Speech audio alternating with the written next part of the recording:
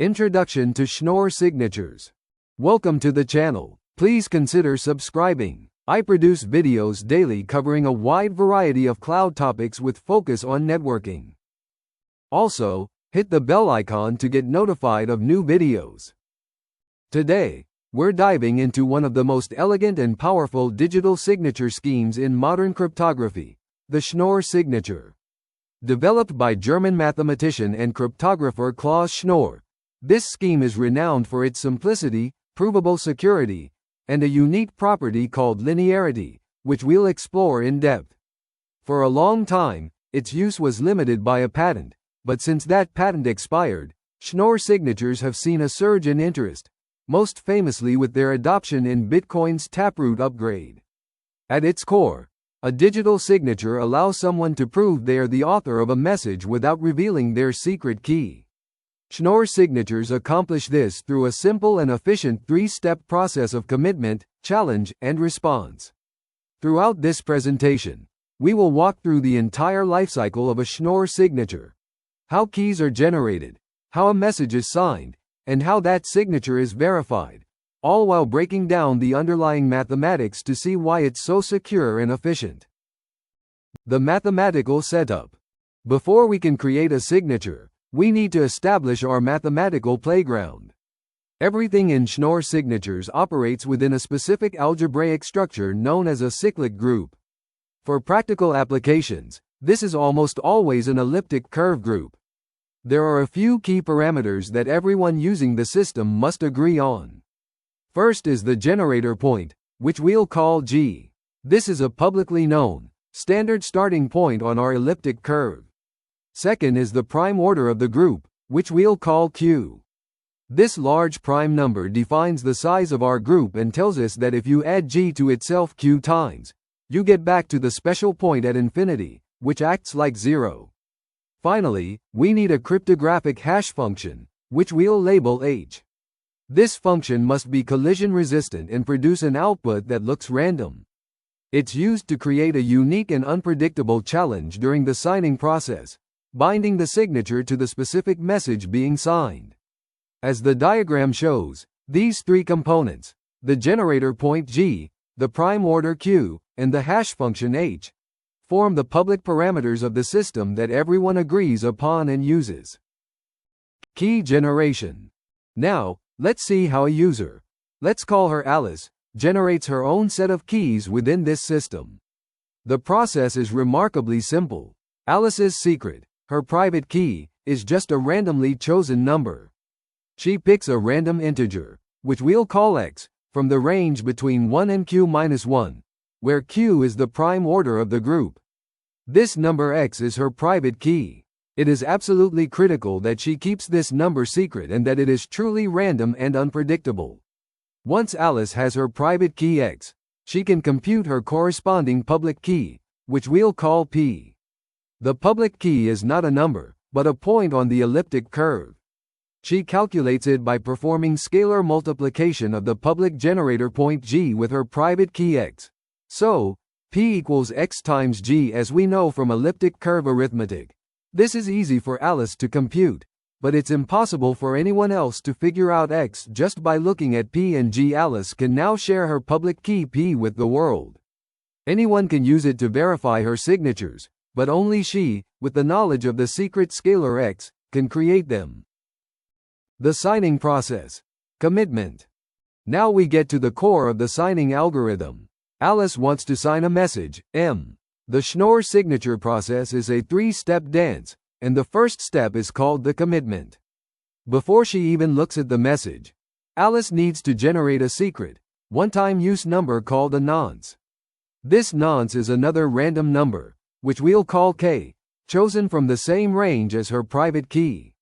The security of the entire scheme relies on this number K being truly random and, most importantly, never, ever being used more than once. Using the same nonce K to sign two different messages with the same private key will allow an attacker to calculate your private key. It's a catastrophic failure. Once she has her secret nonce K, Alice computes a commitment point, which we'll call R. She does this by multiplying the generator point G by her nonce K. So, R equals K times G. This point R is her commitment. It's like putting a sealed, numbered envelope on a table. It commits her to the random value K without actually revealing what K is.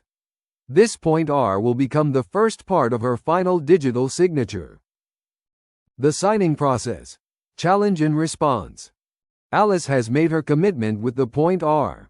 The next step is the challenge. She needs to create a value that uniquely links her signature to her public key, her commitment, and the specific message she is signing.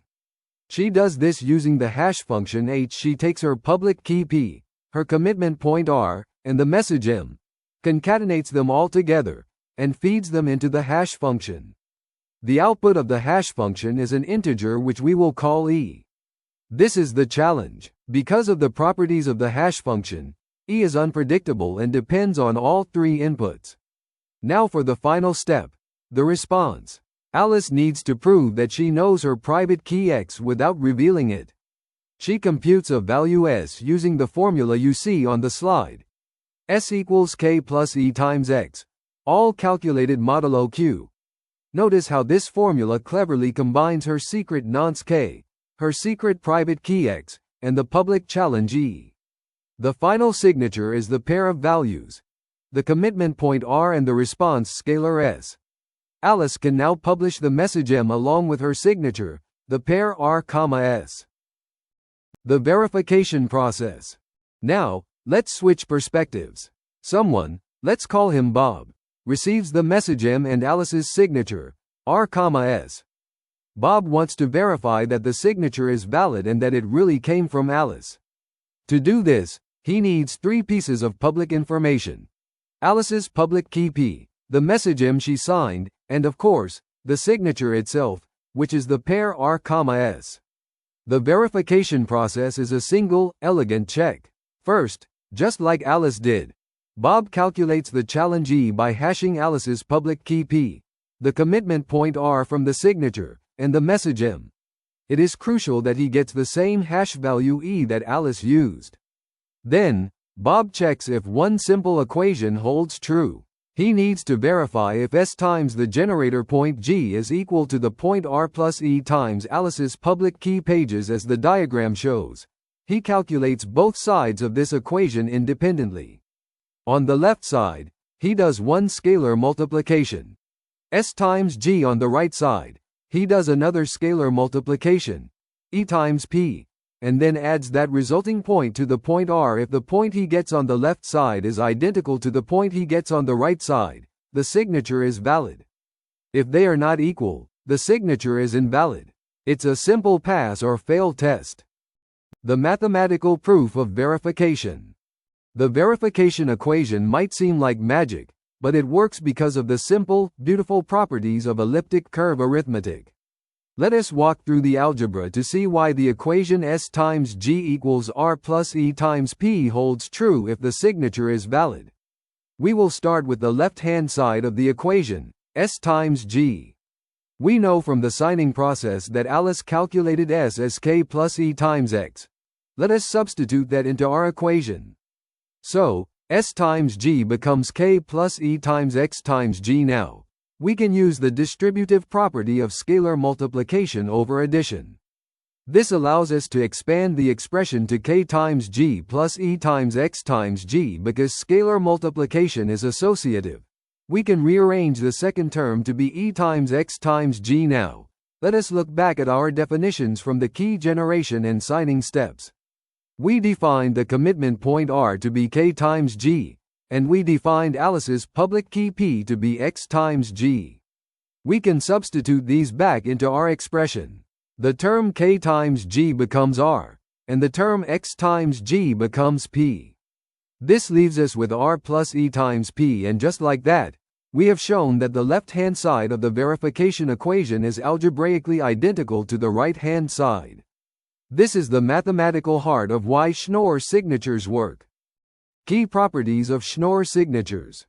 Schnorr signatures are celebrated for several powerful properties that make them stand out. The most famous of these is linearity. This property means that the algebraic structure of the signature equation allows for valid signatures to be added together, or aggregated. We will dedicate the next slide to this because it is so important. Another key property is provable security. In a formal security analysis known as the random oracle model, Schnorr signatures can be mathematically proven to be secure against existential forgery under chosen message attacks, assuming the underlying elliptic curve discrete logarithm problem is hard. This gives us a very high degree of confidence in its security, which is not something that can be said for all signature schemes. Lastly, they are generally very efficient. Compared to other popular signature schemes like ECDSA, Schnorr signatures are often faster to verify, and a batch of them can be verified even more quickly than verifying them one by one. This efficiency is a major reason for their adoption in performance-critical systems like blockchains. Signature aggregation. Let's dive deeper into the linearity property, which allows for signature aggregation. Imagine you have two different people, Alice and Bob, and they both sign the exact same message. Message M. Alice produces her signature, R1S1, and Bob produces his, R2S2. Because of the linear structure of the verification equation, we can simply add their signatures together to create a single, combined signature. We add the commitment points, R1 plus R2, to get an aggregate point RAGG. And we add the response scalars, S1 plus S2, to get an aggregate scalar SAGG. The resulting pair, RAGG-SAGG, is a valid signature for the message M that corresponds to an aggregate public key, which is just Alice's public key P1 plus Bob's public key P2. As the diagram illustrates, instead of needing to transmit and verify two separate signatures, we can now work with just one. This is incredibly powerful for systems that need to handle many signatures for a single event, like a multi-signature transaction in a cryptocurrency. It saves a significant amount of space and verification time, improving both efficiency and scalability. Key aggregation, MuSig. The concept of aggregation can be taken even one step further with protocols like MuSig. This is known as key aggregation. Instead of just combining signatures after the fact, a group of participants can combine their public keys first to create a single, aggregate public key that represents the entire group. As the diagram shows, Alice, Bob, and Carol can combine their public keys P1, P2, and P3 to create a single key, P_AGG. This aggregate key looks just like a regular, single public key. Then, through an interactive, multi-round protocol, they can work together to produce a single Schnorr signature that is valid for this aggregate key. When a verifier sees this signature, they won't even know that multiple parties were involved. It looks like a standard signature from a single entity. This has profound implications for both privacy and efficiency. For example, in a blockchain, a complex multi-signature transaction can be made to look identical to a simple, single-signer transaction on the chain, saving space and making it impossible for outsiders to distinguish between the two. MuSig and similar protocols are what unlock the full potential of Schnorr's linearity property. Schnorr versus ECDSA, a comparison. For a long time, the most widely used signature scheme for elliptic curves has been the elliptic curve digital signature algorithm, or ECDSA. Let's compare it with Schnorr. In terms of security, both are considered secure, but Schnorr has a formal security proof in the random oracle model, which is a strong theoretical backing. ECDSA's proof is more complex. The killer feature, as we've discussed, is linearity. Schnorr signatures have this property, which allows for aggregation. ECDSA signatures do not. You cannot add two valid ECDSA signatures together and get another valid signature. This is Schnorr's biggest advantage. Another important difference is malleability. ECDSA signatures have a known issue where a third party can take a valid signature and modify it into a different, but still valid, signature for the same key and message. This doesn't let them forge signatures, but it can be a nuisance in certain systems like early versions of Bitcoin. Schnorr signatures are non-malleable by design. In terms of performance, Schnorr is typically faster to verify, especially when verifying many signatures in a batch. As the table on the slide summarizes, while ECDSA has a long history of use, Schnorr offers clear advantages in terms of its mathematical properties and efficiency, making it a compelling choice for new designs. Applications. The unique properties of Schnorr signatures, especially aggregation, have made them a perfect fit for several modern applications. The most significant real-world deployment is in Bitcoin. The Taproot upgrade, activated in 2021, made Schnorr signatures the preferred scheme for the cryptocurrency. This has had a huge impact. It allows complex smart contracts, like those involving multiple parties, to be represented on the blockchain with a single key and signature. This greatly enhances user privacy because it makes complex transactions indistinguishable from simple ones. It also improves the efficiency and scalability of the entire network by reducing the amount of data that needs to be stored and verified for each transaction. Beyond Bitcoin, Schnorr's efficiency and security properties make it an excellent choice for other blockchain projects, secure messaging protocols, and any system that requires high-performance digital signatures. Summary and conclusion. We've taken a deep dive into the Schnorr signature scheme. We saw how it is built upon the solid foundation of elliptic curve groups. We walked through the elegant three-step signing process of commitment, challenge, and response, and we proved mathematically why the simple verification equation works. We highlighted Schnorr's most powerful feature, its linearity, which enables signature and key aggregation. This property, combined with its provable security and efficiency, makes it superior in many ways to older schemes like ECDSA. The adoption of Schnorr by Bitcoin has cemented its status as a top-tier, modern digital signature algorithm. It represents a significant step forward in cryptographic engineering, offering enhanced privacy, scalability, and security for the next generation of decentralized systems and beyond. Thank you for your attendance. Please consider subscribing to the channel.